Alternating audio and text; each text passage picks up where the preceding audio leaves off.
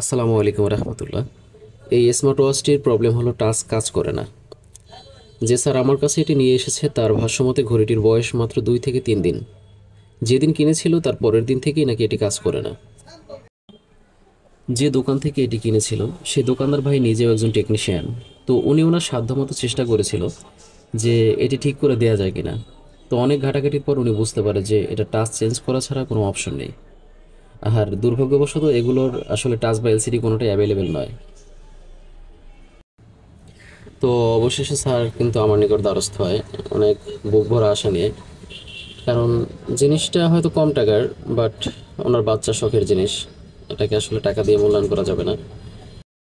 আমিও আসলে স্মার্ট ওয়াচের কাজ তেমন একটা করি না, তবে স্যার খুব কাছের মানুষ, প্লাস সম্মানীয় একজন ব্যক্তি। তাছাড়া কষ্টের ব্যাপারটা হলো উনি যেদিন কিনেছে তার পরের দিন থেকে এই প্রবলেম দেখা দিচ্ছে।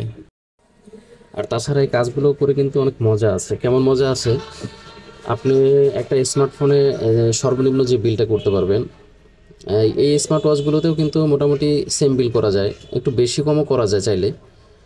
তো চলুন দেখি, আগে খুলি আমরা এটাকে, কী অবস্থা ভিতরে।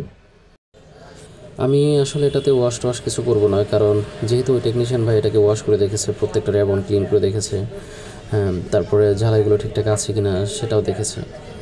তো আমরা এই ছোটো কাজগুলোতে যাব না, মানে এই সিম্পল কাজগুলো করব না, আমরা ডাইরেক্ট যেই কাজটা বাকি আছে সেই কাজটাই করব। আমি আমার যথাসাধ্য চেষ্টা করব, বাকিটা উপরওয়ালার হাতে। আমি আসলে চ্যালেঞ্জিং কাজগুলো করতে খুব মজা পাই। তো যাই হোক, অতিরিক্ত কথা না বলি।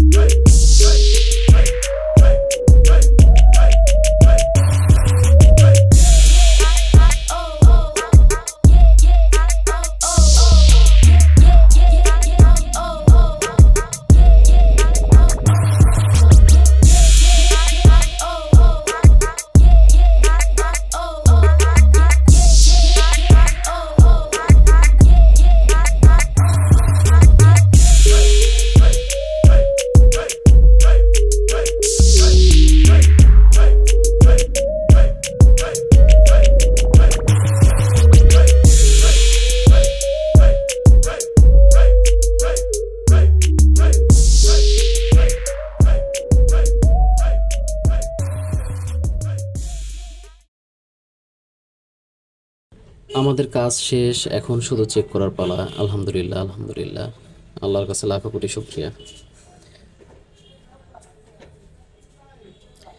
তো আমরা কাজটাতে সফল হলাম এবং আশা করি আপনারাও নতুন কিছু শিখতে পেরেছেন।